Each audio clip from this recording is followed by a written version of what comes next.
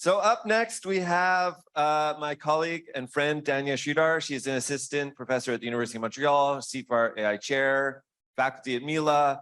Her research focus is on explaining why.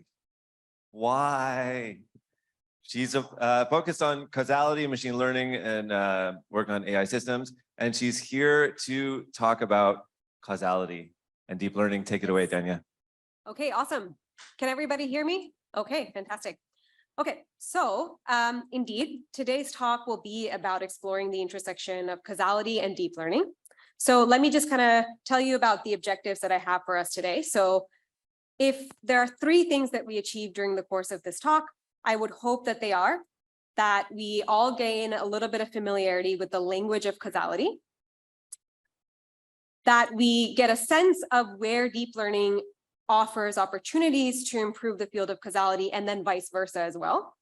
And then finally, I would also like us to understand what are kind of unique challenges that we face, technical challenges in particular, when we try to combine deep learning and causality. Okay, so this is what we're going to try to do. And to start, I want to begin with a motivating example that I hope will illustrate that we all probably already have somewhat strong intuitions about causality. So to begin with that, let's pretend like we're all decision-making people and we want to know how to write customer service complaints in order to get quick responses. Okay? So what do? We want to understand how, we want to build a policy for how to write complaints that get fast replies. So we gather a data set of customer service complaints and their labeled response times. Okay, so such a data set exists. In the US, there's the Consumer Finance Protection Bureau, where people can lodge complaints about a variety of consumer and financial products. And they also record how timely this complaint was resolved. So yes, this angry complaint is a real complaint. So you can have a look at it. And let's say what we do is we fit a classifier, right? So we fit a classifier that takes text, these complaints as input, and predicts which features are useful for fast replies.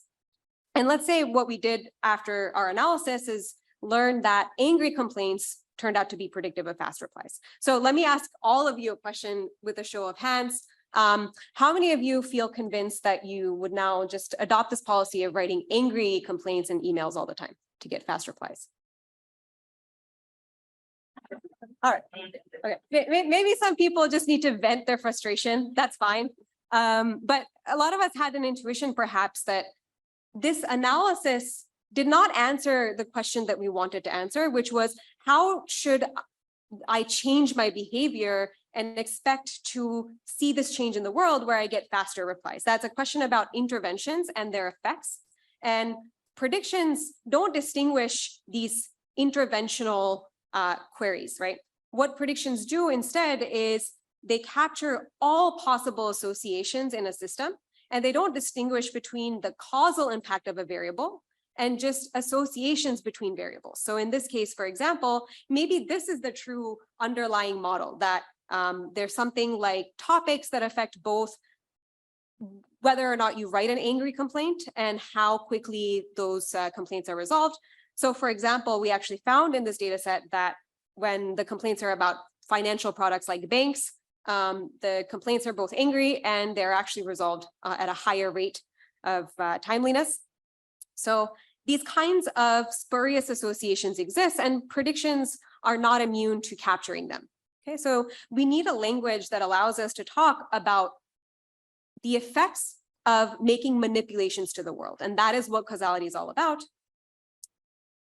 And let me tell you a little bit about when we see causality in the real world, when we need it, just to kind of motivate that this is a topic that is foundational to science, to decision-making, to understanding bias, and many more ideas.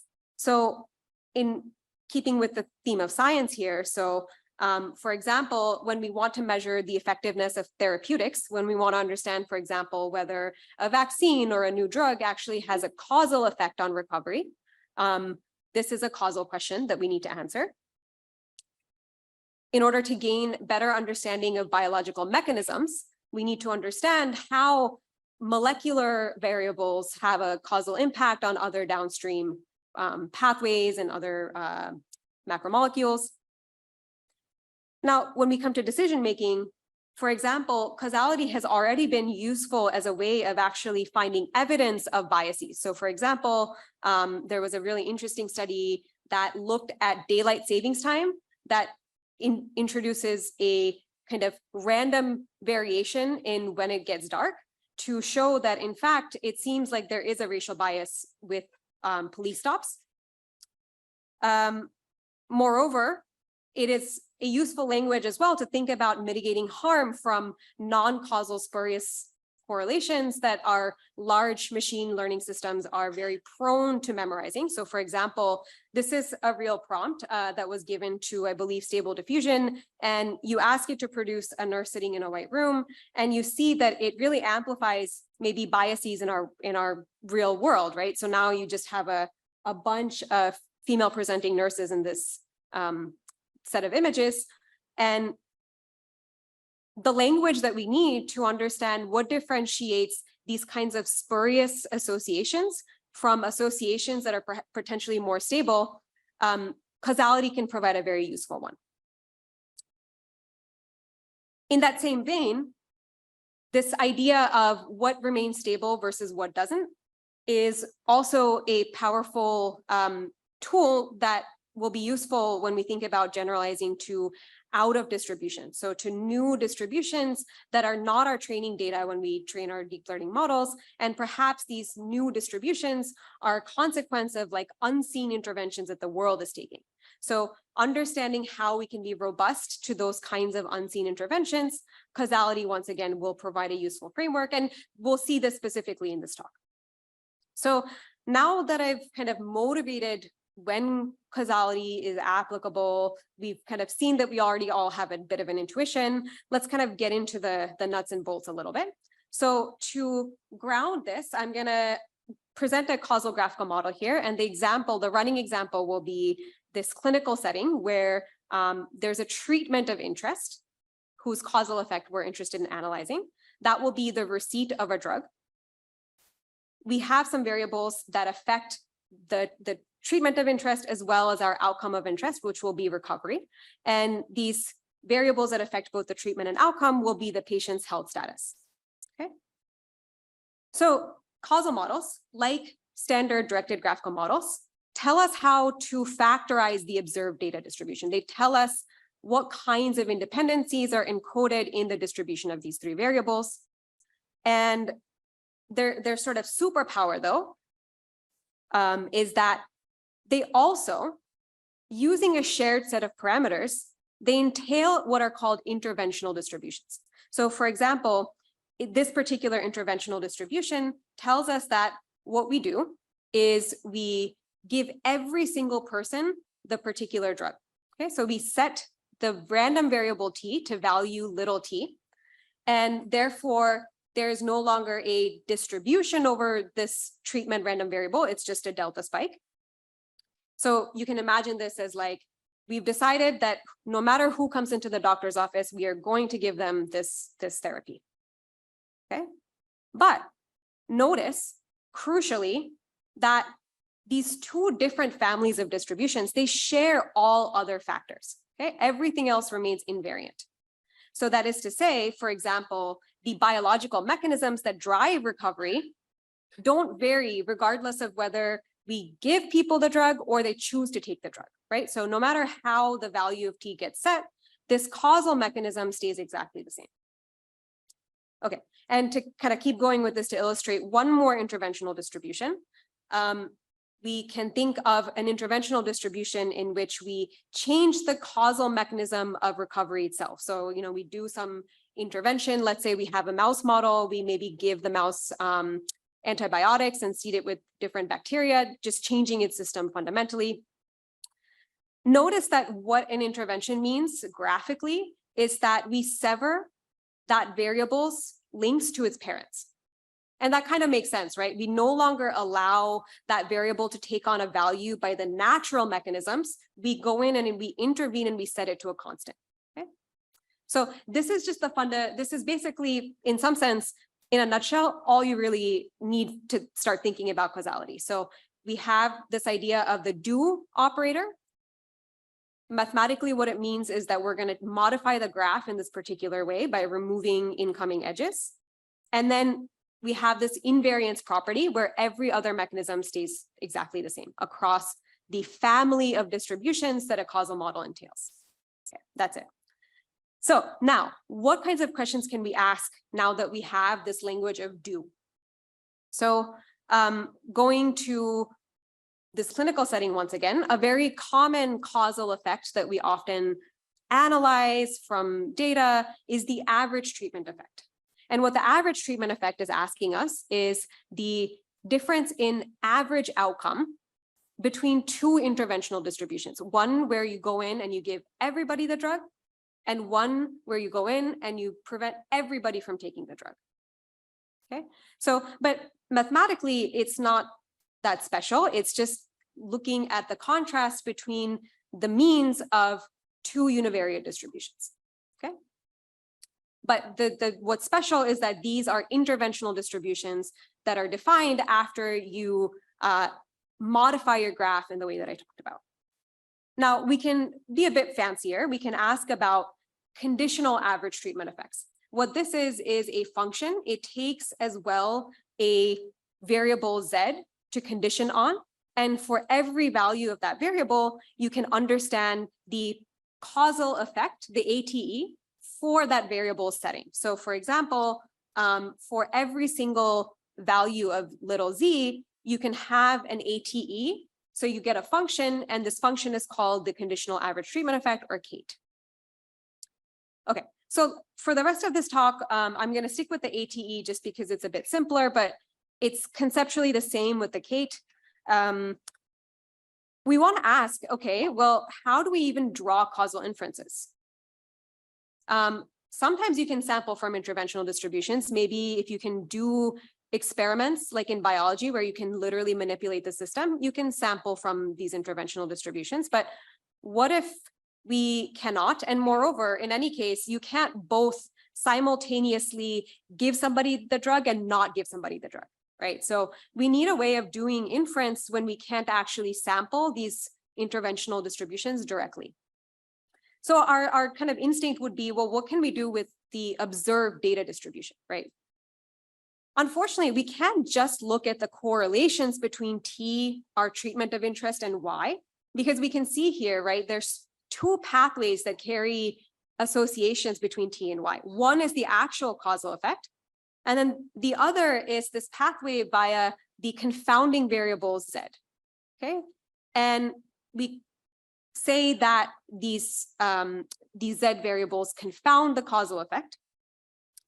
And so, okay, so what we know now is observed correlations are not going to be our answer to identify the causal effect, but let's kind of just take one of the terms in the average treatment effect. Let's look at the left term and let's just break it down a little bit. Okay, so the first thing we're going to do is apply the law of iterated expectation. The next thing I'm going to do is just expand out the outer expectation over the treatment variable. And when I do this, I notice something peculiar, which is that in the do distribution, because there's no more randomness in this random variable T, because whenever I'm doing T equals 1, T cannot possibly be equals to 0, this second term just goes away. And then finally, because I said that every other mechanism between the do distribution and the observed distribution is conserved, there's this invariance, we end up with this expression at the very end that's only in terms of the observed data. So there's a little bit of math here, but let me just tell you what the takeaway is, which is that we can do the same for the other term in the ATE, move things around, and what we'll get is this really interesting result that says that in this graph, when Z is observed, when the confounders are observed, the observed data distribution actually gives us the causal effect. There's a way to calculate it without any interventional samples, but via this formula that I just showed you, which is called causal adjustment or G formula or adjustment formula. It goes by many names. So this is our first contact with this idea of identifiability from non-interventional sources of data. So there's a way to calculate causal effects, even if you cannot do those interventions directly. But alas, what if Z was not fully observed? Then do we still get to apply the formula and get a unique answer back for the causal effect? Unfortunately, no, because now I'm gonna again just write the adjustment formula, but expand it a little bit, and we'll see that this effect is what we call non-identifiable. What that just simply means is that there are infinitely many choices that we can pick for P of Z and also the causal mechanism that don't change the distribution of the data at all. They don't change P of T and Y at all, that will yield completely different causal effects. Okay, so unfortunately, when Z is not observed, we cannot use this adjustment formula anymore. But happily, there's other things we can do if we can get other kinds of data. So a common example that I suspect a lot of you are familiar with, at least, is randomized control trials. So sometimes what we can do is randomly assign the treatment variable with some probability that does not depend on the confounder Z. The most obvious thing to do is to just flip a coin, like a fair coin, and give people the drug or not give them the drug, right? And this is one of the driving forces by which we do causal inference for clinical settings, for macroeconomics, policy assessment and evaluation. This is kind of the bread and butter. So here, because this randomization mimics the exact structure of the interventional distribution, what we can do is, in order to calculate the causal effect of doing T, we just have to condition on T and look at the average value of the outcome variable. Okay, so that's one thing we can do. There is a whole field as well on quasi-randomization where we cannot maybe directly randomize the treatment variable, but there is some other, what we call instrument, that induces random variation in the treatment variable without actually affecting Y at all. So you can think of this as another source of giving you randomization without you explicitly randomizing the assignment of the treatment. And with IV instrumental variables, things get a bit more complicated in how you estimate the causal effect. So I'm not going to kind of go into the technical details of that, but this is a field that you can read about. Yes, is there a question?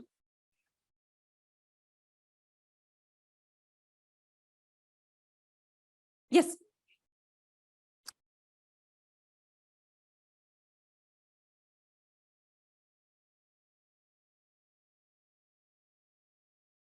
Okay, there's a question about if these are DAGs and if we're doing Bayesian inference. So there's no Bayesian inference happening here just yet. So what we're doing here is we have an underlying graphical model, agreed, and it's a DAG. When we write down a causal quantity that we care about, like the ATE, we can express those distributions that we want to sample from. For example, E of Y due T equals 1, by removing some edges from the DAG that we began with. That becomes our new DAG that we wish to estimate this quantity in.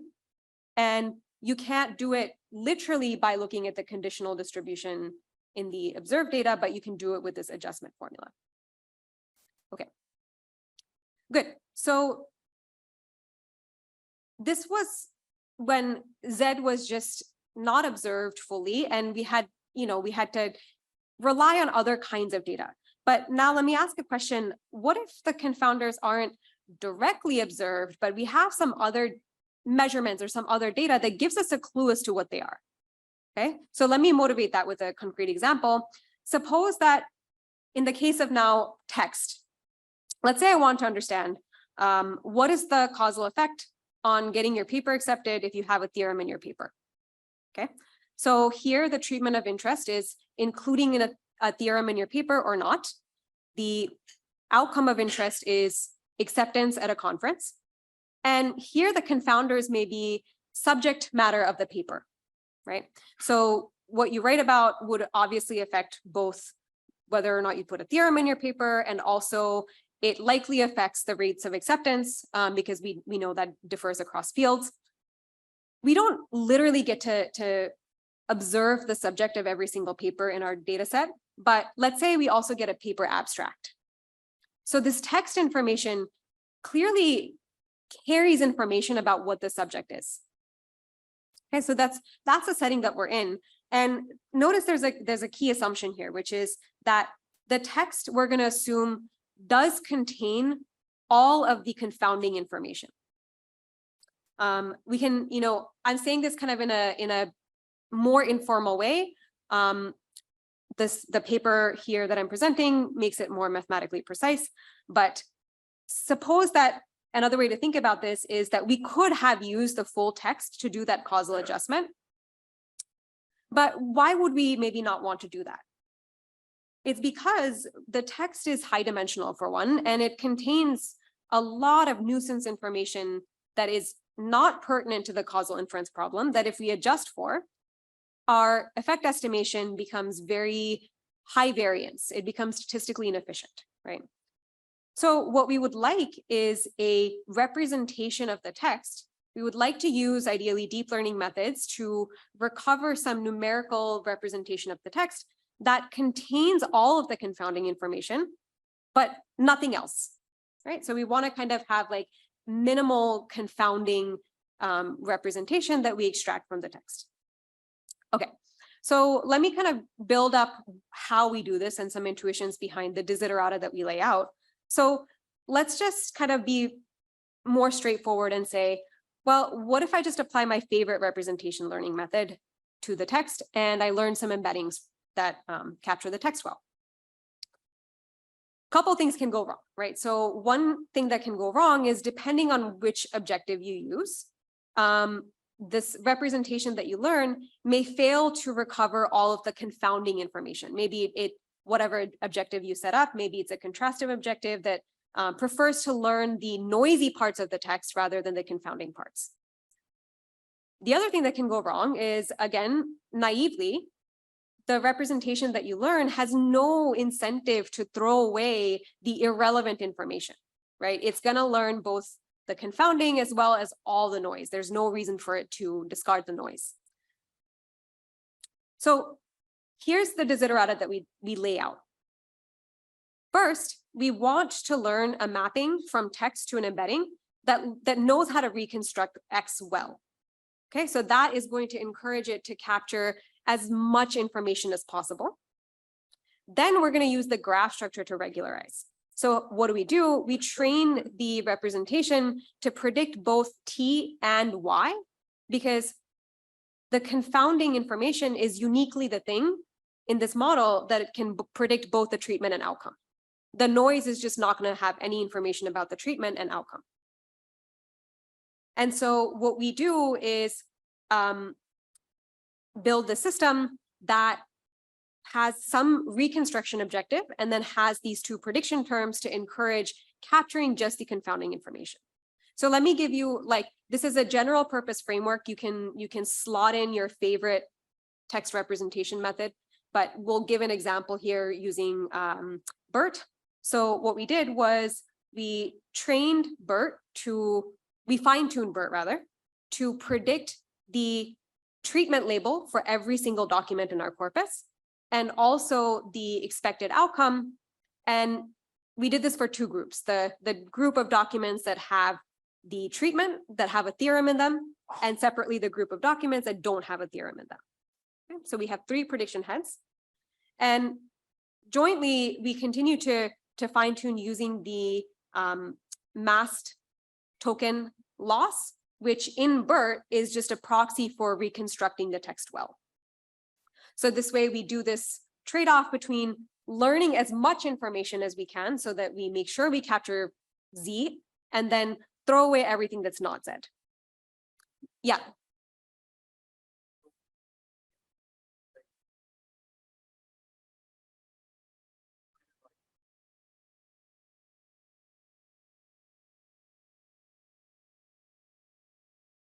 Yeah, the question is about what if X contains noise? Doesn't the objective keep the noise? Well, I mean, of course, indeed, that's the first desiderata is indeed to keep as much information that's predictive of the text as possible. But the second desiderata is a constraint that regularizes, right? That discourages learning anything that is not predictive of the treatment and outcome. So you end up with this trade-off, of course, that you have to deal with, like we often do when we have a lot of constrained optimization, but that is a separate problem.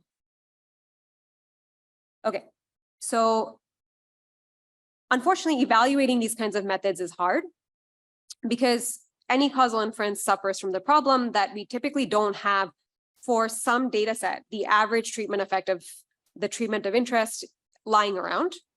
So what we do in this case is a semi-synthetic evaluation. So we took the peer-read corpus, which has known paper abstracts. There's a label for whether there's a theorem in the paper or not. And there's also a label, there's a covariate for whether there's a buzzy word in the title or not. Okay, and we verified that indeed this buzzy word variable is predictive of both the theorem and it is also predictable by the paper abstract. So it's clearly correlated with both of those things. And what we do is we simulate an outcome that depends on both the theorem and this buzzy word variable. So in a sense, we create a confounded outcome. And then when we go to fit the model, we don't give it the true confounder Z. We see how well it can recover that from the text directly. Okay, so let me just show like one of the top line results from this paper, but there's many others in the paper. So we compare this causal BERT idea with just an MLP that takes the text as input and predicts T and also predicts Y. Okay, and we do the causal effect estimation in the same way that we do with causal BERT.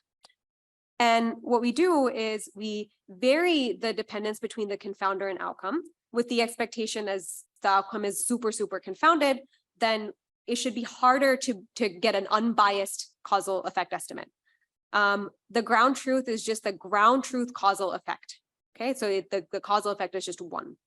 The unadjusted method just reports the correlation between treatment and outcome.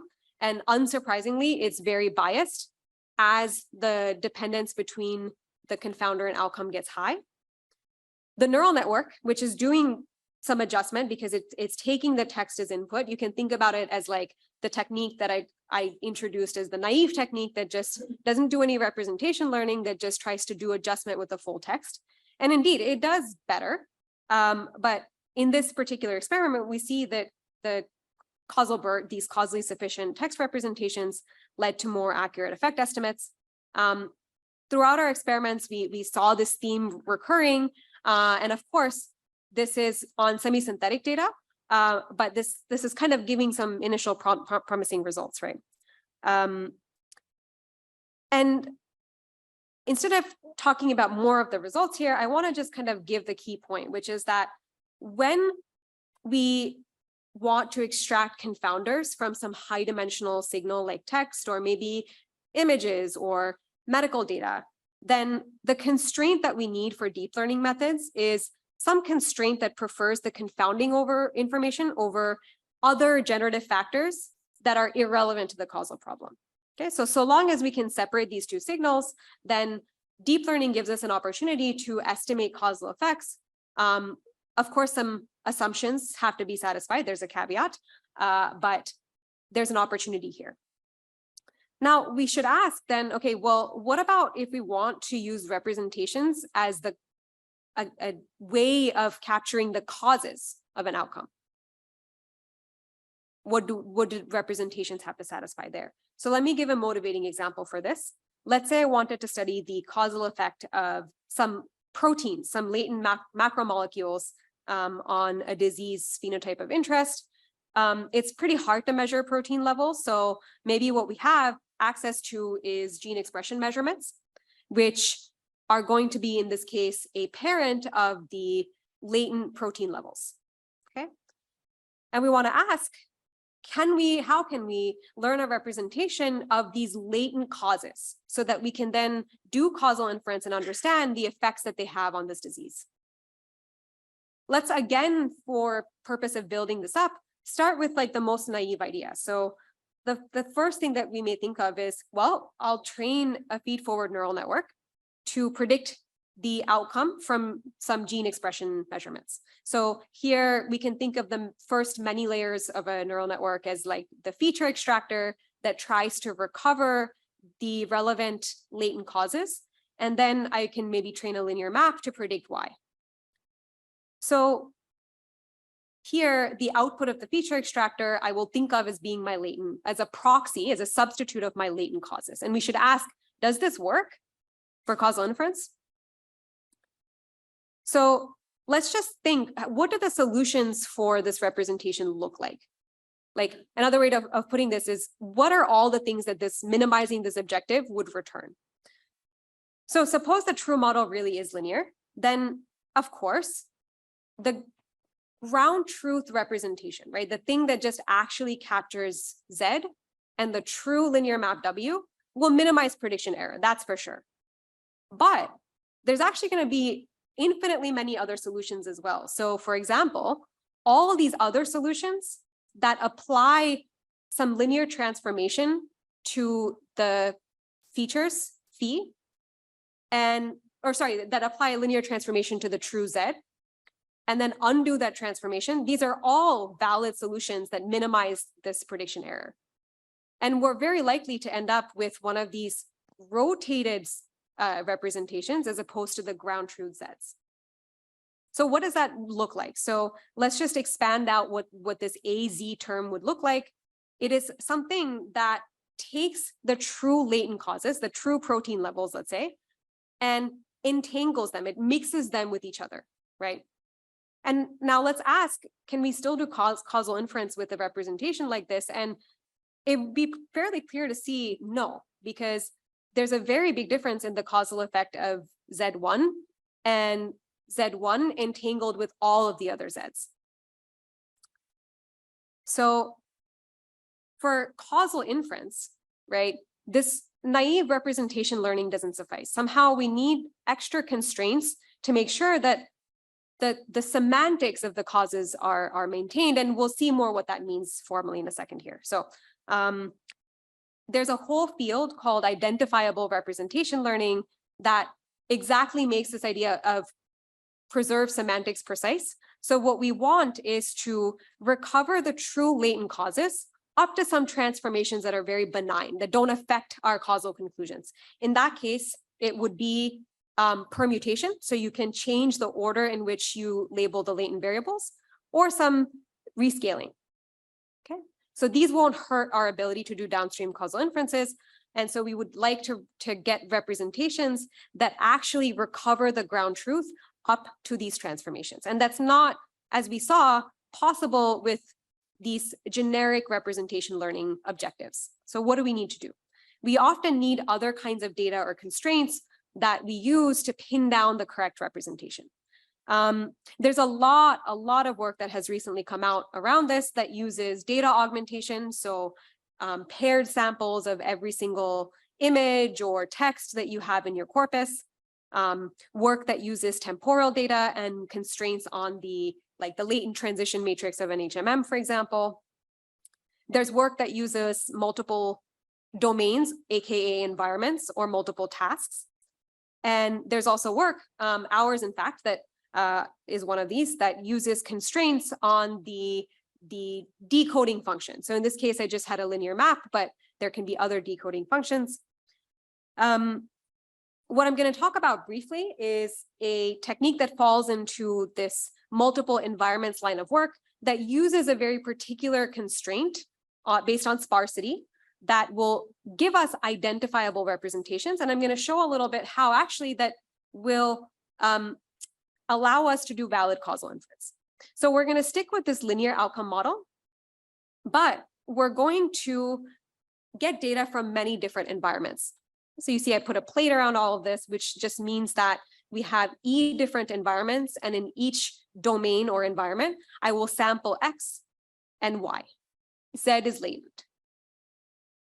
So now our model is that, in each environment, we're going to have some environment-specific linear coefficients that map the protein levels to the disease phenotype Y. We're going to make a very specific choice, though, on how these per environment Ws, these linear maps, relate to each other. And let me kind of talk you through that really slowly. So we're going to assume that the environments are related via some known tree. So you can think of this as being, for example, in the biological context, maybe the tree that encodes for speciation, or the phylogenetic tree, aka, or a tree that encodes how cell types differentiated to be different from each other. So what we do is we suppose that the weights in, let's say, environment 2 are the root node weights plus some delta offset. Okay, so there's a lot of parameter sharing happening here. As you go further along in the tree, so for example, for W4, its weights are the root node's weights plus delta offsets that account for all the arcs that led to this particular node. Now, we make a very, very specific choice on these deltas. So these deltas are sparse. They have to be one sparse, in fact, which means that another way of putting this is the value of a single coefficient can change, and that's it. Another way of putting this is like the mechanism that mediates proteins and disease progression varies across environments, but very sparsely, only along like a single dimension. So now the parameters that we have to learn are going to be the root weight, the root node weights, as well as all of these offset terms. Okay, and then we'll collect all of those offset terms and put it into a matrix capital delta, and we'll call the root weights W0. Okay, so those are the parameters that we have to learn. And what are we going to do? So we call this technique tree-based regularization, because what it's going to do is, like our standard empirical risk objectives, it is going to minimize the empirical risk across environments. So we want to learn weights that are good at predicting Y, right? That's another way to put it. But we penalize these offset matrix to be sparse. Okay, so we add a penalty that measures the L0 norm of this delta matrix so that the offsets that we're learning are as sparse as possible. So why does this help? Let's go back to considering our entangled solution, right? And remember, we said to minimize prediction error, what this entangled solution has to do is undo the entanglement, and then it can compose that with the kind of the true weights and offsets. But the trick here as to why this L0 penalty helps us select a good representation for our purposes is that notice that this matrix multiplication of delta times A inverse is not sparse, it's dense, right? It's undoing a dense linear transformation. Generally, this is not going to achieve a lower L0 than the ground truth sparse solution. That's the trick here. So we're adding a constraint that preferentially prefers the solutions, the representations that we would like to get, as opposed to the linearly transformed representations. And so the theorem, in fact, is just stated informally here, is that when we have this tree-based regularization with this L0 term, the solutions that minimize the L0 norm are the ones that recover the true latents up to permutation and scaling. Okay, so you may shuffle around, you know, if originally protein 1 was protein 1, in your learned representation, you may call it protein 3, but that doesn't really matter. That's kind of semantics, right? And the rescaling as well is another transformation that we're kind of, it's benign for our purposes.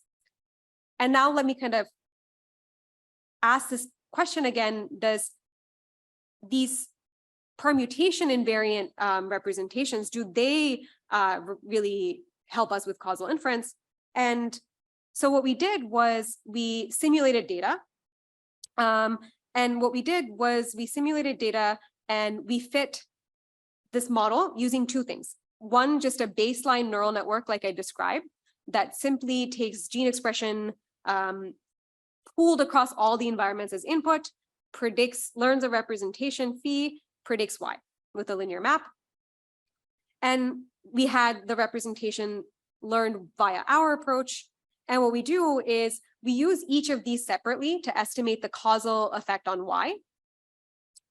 And we also do that with the ground truth representations. And we compare the errors, the differences in estimates that you would get via the ground truth versus our these two different representation techniques. The caveats here, we don't deal with things like unobserved confounding. We're able to estimate the causal effect in a very straightforward way using causal adjustment, like I showed earlier. And the key takeaway is that it's kind of very clear in this matrix that, or these results tables, is that the representation learned by our approach is able to more or less give you the same causal effect that you would have gotten if you'd used the ground truth. But this linearly entangled representation you get when you fit just a naive neural network really, really biases your causal effect estimation. Okay, so again, the takeaway is just that contrast this to the previous world when we were just trying to extract confounding information.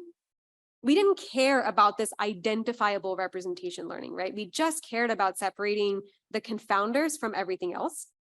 But now our desiderata is a bit stronger. We actually need, in order to do causal inference, where we think of the causes as being learned via latent representations, we have a higher standard. We need to have these disentangled representations that somehow maintains the semantics of the causes. Okay, now I want to kind of stay within this vein and ask this question of, well, how can causal models help deep learning? And I alluded to this idea that, you know, when you combine representation learning, deep learning, and causality, we may get some nice benefits for generalizing to out of distribution. And I want to go back to that point as like my concluding thing. Let's just remind ourselves like the superpower of causal models, which is that there's a lot of invariance that they very nicely encapsulate, where only the variable that you're intervening on changes, its distribution changes. And in this case, it changes to like a constant. But every other parameter, every other conditional distribution stays invariant. And in some sense, this invariance is exactly what we need when we want to get kind of stable behavior across domains, right? We want to use causal mechanisms to predict as much as possible because their behavior remains invariant, or the risk that they achieve will remain invariant. So let me illustrate this with a more concrete example. In this example, which was taken from a paper that was using camera traps to do object detection, they noticed this observation that when cows are in pasture backgrounds, this model clearly recognizes that there's a cow in the image, but when there's a cow frolicking around on a beach, it notices that there's a beach and water and seashore, but it doesn't recognize that there's no cow, or that there's a cow, right? So this was the observation that was made. So it seems like there's some spurious relationship between what's predicted and the background. So let me just give a twee model for this. It may be a little bit contrived, but you know, that's okay. It's for example's sake. So suppose that this is what's happening, that there's a human labeler, right? How they label is very clearly affected by what's in the image, the animal that's in the image. But let's say they're also affected by the quality of the image itself. So if it's really blurry, it's hard for them to label. And let's say the quality is, it confounds as well the scene. So maybe like when you're trying to photograph animals on a beach, or if you're photographing them with snow in a blizzard, the quality also just tends to be much worse. So what we see here And let me just kind of introduce a very key other assumption as well. Suppose that between the training domain and the test domain, the distribution of quality changes. So in your training data, let's say you're seeing on average much more high quality images. On your test data, you're seeing many more low quality images. In this world, what happens is this particular conditional distribution, the probability of predicting a label given an animal, this mechanism will remain the same no matter how P quality changes. Okay, another way to say this is that it will achieve the same risk.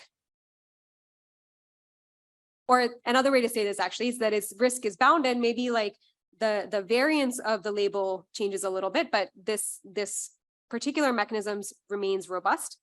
But let's consider the conditional distribution of label given scene. This changes as P quality changes because this association is not causal, right? Going back to this idea that causal conditionals remain invariant, others do not. There's no guarantee. And in this case, this conditional can change arbitrarily as P quality changes, meaning that its out of distribution risk could be really, really arbitrarily bad. So we would have a preference to learn the causal mechanisms. We would have a preference to discover the causal parents of a variable and use those conditional distributions when we do prediction. Unfortunately, causal structure cannot be identified from observations alone. And the reason for this is there's nothing separating just from likelihood alone, this correct causal model versus this alternate model in which scene could be thought of as a parent of label as well, right? So this other model in red is clearly incorrect, but it has the same it produces the same likelihood as the correct model. And so there's been a lot of work that talks about the use of auxiliary data, in particular, some environment labels once again. So let's say now we also label our data from the region that we get the data from. And let's say a region affects the quality of the images taken. And we also have this, so we have this auxiliary region variable. And now our causal model may be identified because we notice here that the scene and region are associated, but animal and region marginally are not associated. There's no pathway marginally that takes you from animal to region.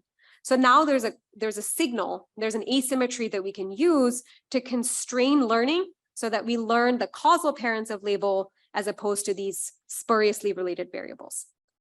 And so there's a lot of work on this subtopic, and I unfortunately, would have to spend another hour to dive into it. But the key takeaway here is that there's a nice symmetry between the invariances that causal models give us and how they can be really useful for predicting when we use deep learning methods or any other method. Unfortunately, there's a technical challenge, which is that learning causal models is not identified, but with some auxiliary data and the causal model can give us constraints that may help us learn more robust predictors. Okay, so what I'm going to conclude with is just a lot of open problems that I didn't touch upon today, but are also just sort of good areas of future research. I think when we talk about reinforcement learning, there's a lot of work to do on the perspective of embodied agents that interact with the world and have to do interventions in order to learn presumably causal variables and causal models of the world. So there's a lot of rich work to do in combining reinforcement learning and causal representation learning. In a similar way, we want to understand how causality could actually improve some of the guarantees of RL, the robustness of RL. Another kind of useful thing about causality is we said that it helps us predict the effects of interventions. And it would be very interesting to have models that could predict the effects of completely unseen interventions, right? And this is kind of very, very open work. And then finally, just in terms of representation learning and thinking about really rich models of science and the world, there's a lot of latent variables that are really, really hard to recover using representation learning. So what I call second order variables, like if you have, for example, a video or a series of images, it's not obvious that we can recover variables like the acceleration of the objects or the mass of the objects. We would need some extra assumptions, but these kinds of variables would make our understanding of the world much richer. So there's a lot of kind of really interesting work to do at the intersection of deep learning, RL, as well as causality. And so that's my talk. I'm going to conclude, and I'll just say that there's a lot of resources that I flashed by in this talk, and what I'm going to do to aid look up later on is post all of these to a resource section on my website later today, I promise. So please go have a look if you want to read about outer distribution generalization, identifiable representation learning, or any of these other topics. So thank you so much. And yeah, I'll take questions.